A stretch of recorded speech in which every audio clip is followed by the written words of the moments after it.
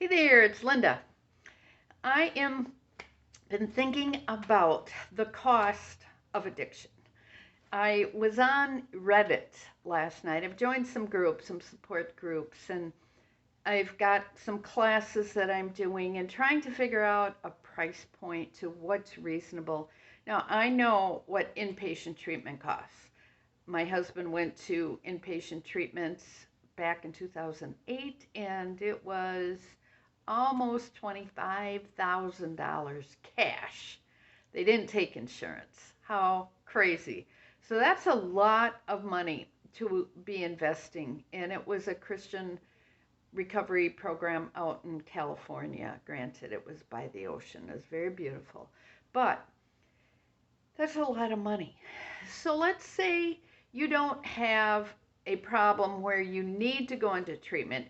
Because if you're thinking about that, even if you're just going to go to counseling, it's going to cost you. I mean, when I was doing outpatient counseling, they billed, the people I work for billed $180 an hour. Now I'm seeing it's $225 for a master's level counselor. You're going to pay $300 probably for a psychiatrist.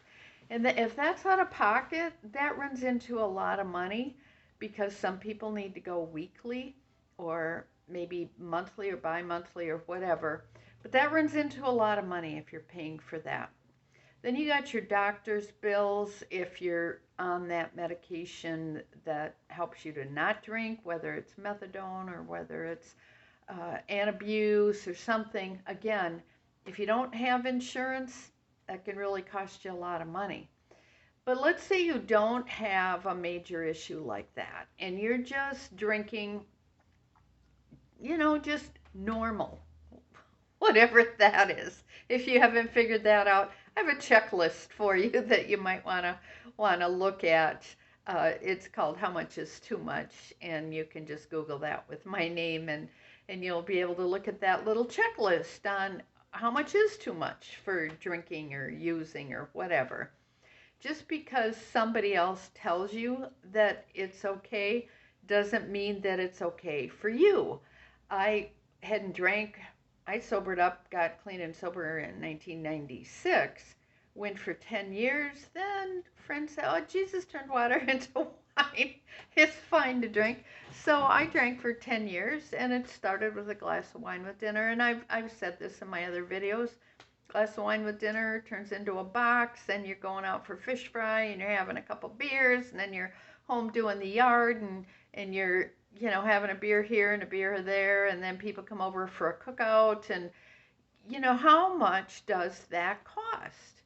So I challenge you to actually look at what do your addictions cost. So you've got the alcohol, perhaps, maybe it's a bottle of wine a day, maybe it's 2-3 beers, maybe it's a 1.75 liter, like the alcoholics I work with drink when they go on a bender. Most people who drink, I think I could say most people, certainly over 50%, that would be most people, smoke when they drink. Maybe I'm wrong. I'm curious. So if you're watching this video, please comment below. If you drink, and I'm not suggesting you have a drinking problem, but if you drink, do you smoke? A lot of the people I know only smoke when they drink. But if they're drinking every day, they're smoking every day. So you add the cost of cigarettes, and the people that I work with, we run a sober house, they usually smoke about a pack a day. $7 a day times 30 days, that alone is $300. Okay, so then we're going to add alcohol in there, whether it's a 6-pack, a beer, or a bottle of wine. That's what people who are starting to question whether or not they have a problem are usually drinking, about that much. So what's that, 10 bucks a day at least? So you got, minimum $20. Now people also, if you've ever been to a recovery meeting, how much coffee do people drink? They've switched addictions to coffee. Now they're drinking tons and tons of caffeine to kind of fill the void of not drinking the alcohol. So that's a challenge as well. So we've got the alcohol, the cigarettes, that, and then, are you going out to eat more often because you can't, you're not functional enough to cook, or you don't feel like cooking, or whatever. So you're ordering pizza or whatever. So that adds up. From the people that I've talked with and posts that I've seen, I just saw another post yesterday on Reddit where someone is like, yay, I'm going to go and buy something because I'm saving $30 a day. She had saved $200 in just a week of stuff like that. So that runs into quite a bit of money. So what is it worth to you to change your change your thinking, change your habits, change your way of doing things? How much is it going to cost you? How much are you willing to put into your sobriety and your lifestyle change to save some money? Because really, we're in a pandemic. And how many people, run of the mill people, retired people, people who have maybe lost their jobs, cut back on their jobs, have the kids at home who are eating a whole lot more, how many people can really afford to be spending that kind of money on any kind of addiction? And maybe you don't perceive it to be an addiction, but go ahead, look at that, look at that checklist again. Just saying, it just may be a little bit more of a problem than what you realize.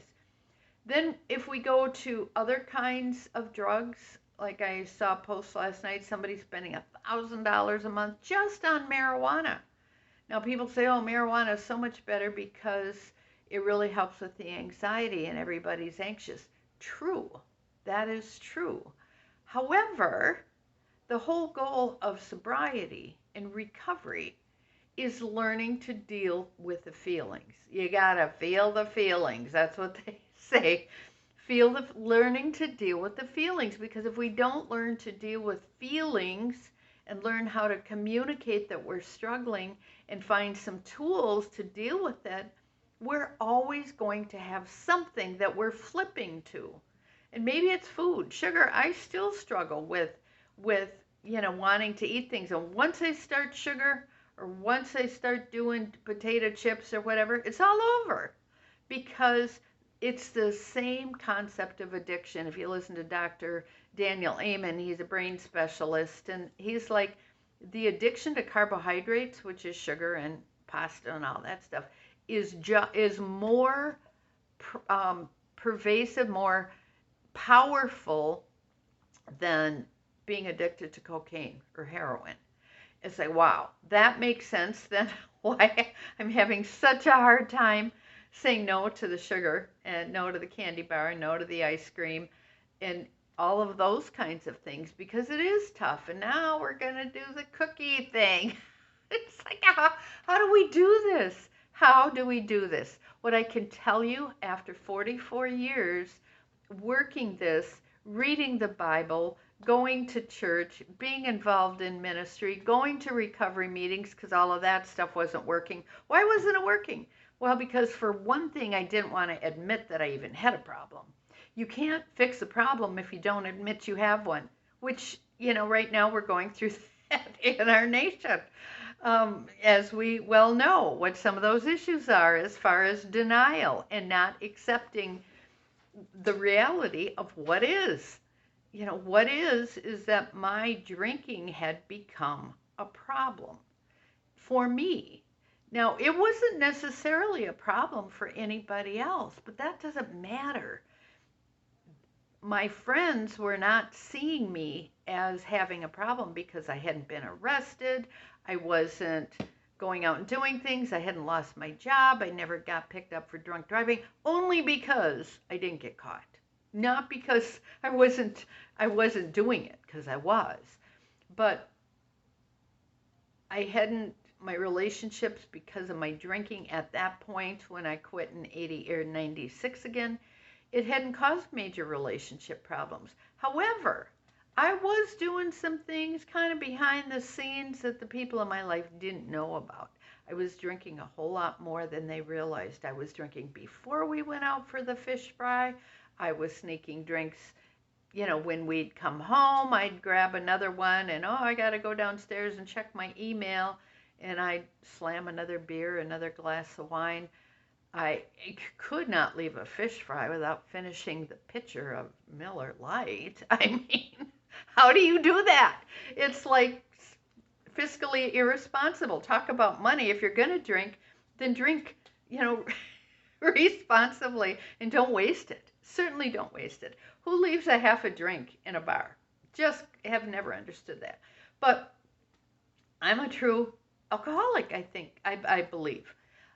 So now I know that a lot of people who are Christians, who are born again Christians, which in 1976 I had a miraculous change. Absolutely. I said, Jesus, help me. And he did. And I didn't drink for 10 years. And it was a miraculous thing. But does that mean that I don't still have an allergy to that thing? I mean, my allergy is I drink and I usually get drunk, because after that first one, it's like, wow, that really hit the spot. I'm just going to have one more. Then it's all over. It's all over, because I never know when I'm going to end up in a blackout doing something outrageously embarrassing and shameful that I have a hard time living with myself, because I just can't cope with that. So if you're one of those people, maybe it's time to rethink this. Looking at what I was investing, it was, easily $30, $20 to $30 a day. And I didn't smoke cigarettes, never did, and I wasn't doing drugs at that time. Back in the day, in the 70s, when I was doing I never smoked cigarettes, but I did do other stuff. Yeah, there was a cost to it. So what I'm encouraging people to do is just to consider the possibility that maybe things are getting a little bit over the edge. So does that mean that you have to totally quit? I can't tell you that. That's your deal. I had to.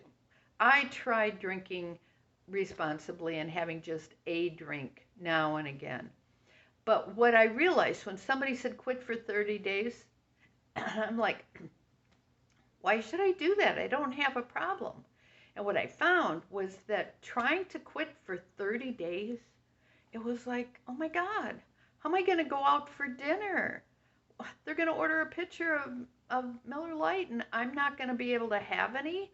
What? We're going to, have a steak and I can't have wine with dinner at home or celebrate? I was obsessed with it. I really became obsessed with the whole thing. And it really wasn't even about money at that point. But you've got to look at the whole picture. And even when I look back, if I would have invested that money that I was spending on alcohol, I could have done a whole lot more with my life. I've got a friend who quit smoking and went to the Bahamas every year on her smoking money.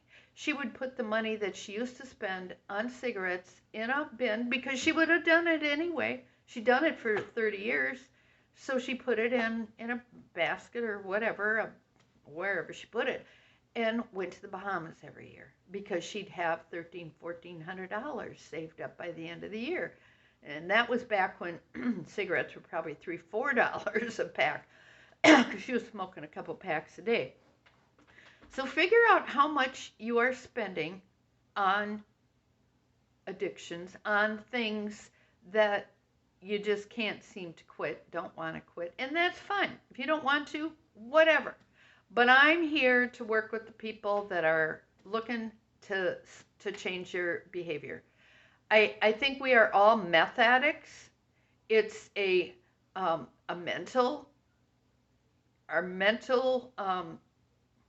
our I forgot what the acronym was now. It erodes the hope. Our mindset. Forgive me, I have ADHD. Our mindset erodes the hope. Meth. I mean, it's easier, it's somewhat easier for me to remember what the problem is when I can remember the acronym. Meth our mindset erodes the hope of change, the hope of going on that vacation, the hope of not getting into arguments with people, the hope of not screwing up and getting picked up for drunk driving, because I only had 2 and I didn't think it was that much. And sure enough, it was, because I had a tail light out. You know, maybe you're not doing anything as far as the driving thing that's causing problems, but it might be a tail light, and then they smell it, and then it's all over. And then you know what the cost of that is? OMG. It's unbelievable. We've got lots of friends who have had to go through this. You know, you're paying for the little gadget you've got to have on there, and that costs an enormous amount of money. You've got to have it recalibrated, $100 a clip every couple of months, and it's just really, really expensive. You go to court, and you got the court costs and the fines and the probation officer. It's on the average, if somebody gets picked up for drunk driving, and at least in Wisconsin, we're talking $4,000 or $5,000 to deal with that for however long they're on their consequence. Is it worth it? Is it worth it? Or is it time to make a change? I'm here to help you with that. I have a 12-week course. It's very intensive. It's an everyday thing. There's some accountability. There's coaching, private coaching. There's weekly coaching with other people in recovery who are really working this thing. If you're ready, hey, let me know. I've got a course. It's going to be going several times a year, but the next one starts, well, here we are, December 2020. It has just been an awful year. We're starting January 1st, so it'll go quarterly. Every 12 weeks we'll have a new course started. So get into the next one. Go to my website, LindaLarsonSchlitz.com, and you will be able to find a link on there that takes you to the course. I really would encourage you to consider it if you're having a problem. If you don't know if you're having a problem, go to my blog on how much is too much. See if that matters. I've got a video I'm doing on that as well. So thank you for watching. Please like and follow and hit that little bell to get notified when I put up a new video. I'm going to be doing a lot more of these as we work toward getting a handle on this. I want 2021 to be a great year. Hopefully this vaccine's going to help us, and hopefully there's a whole lot more people that will choose not to go into the alcohol, drug abuse, suicide, depression, anxiety problem. I've got some solutions. I really do. So I would love to help you figure that out, especially women. 85% increase in death by alcohol. It's time. It's time to take a look, and let's get going. This is Linda Larson Schlitz from the Faucet of Hope.